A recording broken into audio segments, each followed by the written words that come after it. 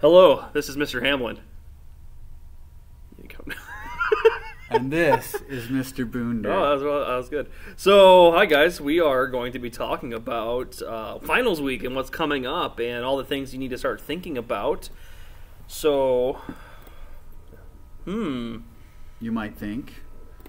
And then all the things. What do I need to do today? What do I need to do today? Let's start figuring it out. I don't know. Our little study, Whoa, math, That's science, all like 4 courses. History, chapter 1, chapter 3, chapter infinity. Church, I didn't think about no! Okay, hold up. Wait a minute. Something's not right. My brain just exploded. That's probably not a good thing. No. We could do a better way. It doesn't need to be this big scramble, this big crazy thing. But sometimes it feels like that. So, first thing, if you're stressed, take some deep breaths. Maybe another one even.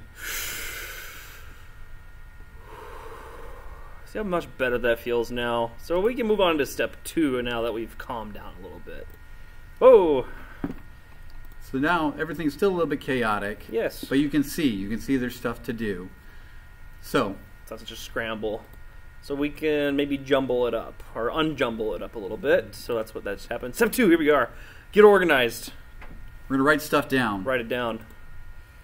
So you can take it, you write it down. On one side, we have all the stuff we have for school. On the other side, we have everything not particularly related to school. It's not super organized, but it's not complete chaos anymore. It's a little bit better. You can kind of see the things that are going to be semester test on the left and fun things, kind of more hobby things on the right. So you actually have your priorities more organized. All right.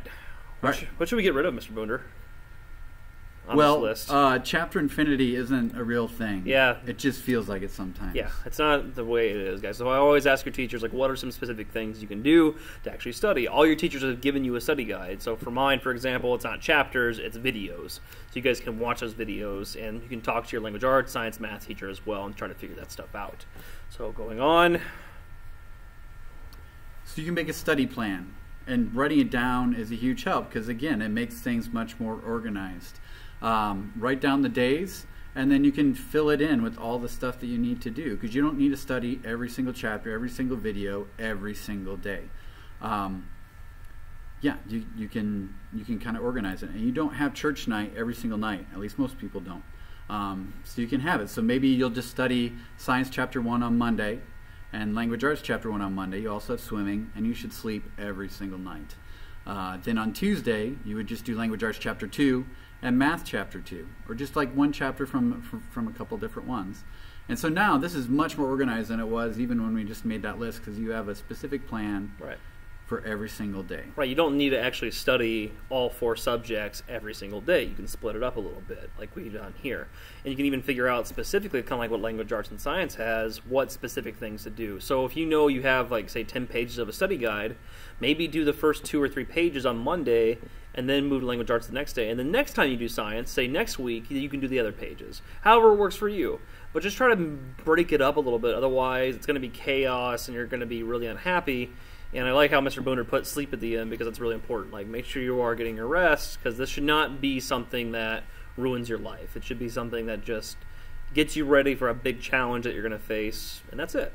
It's important to note the sooner you start studying, the fewer things you have to do during a day. You can spread it out further. So if you start studying now, you only have to study maybe 1 subject or 2 subjects a day, and you can still cover all the material. If you start studying a week before, then you're going to have to cover probably every subject every night for a chunk of time if there's some things that you're missing. Right. If you start studying the night before, suddenly all these things that we've split up all get smashed into one night and you're not going to remember it. Absolutely.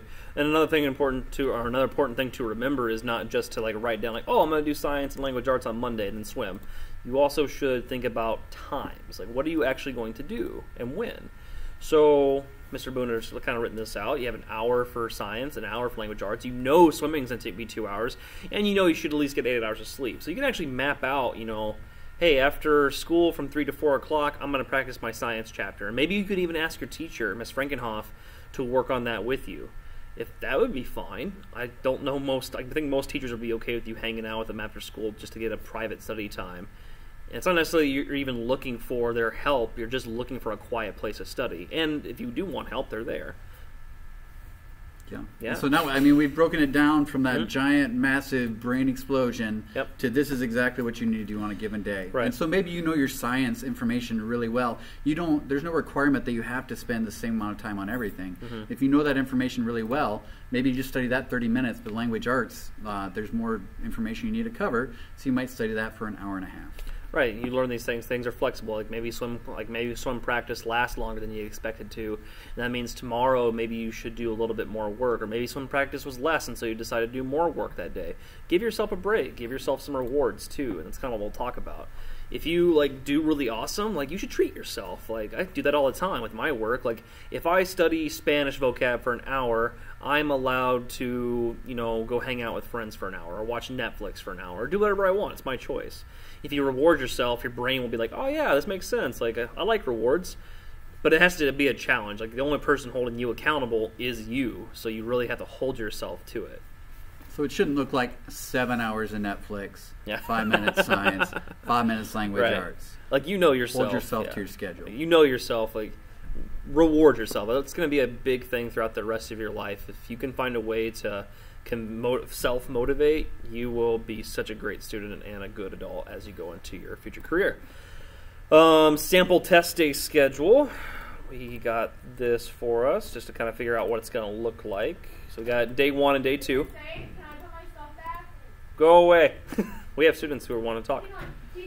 So we have day 1 and day 2. So Monday and Wednesday are the days. Thank you for that.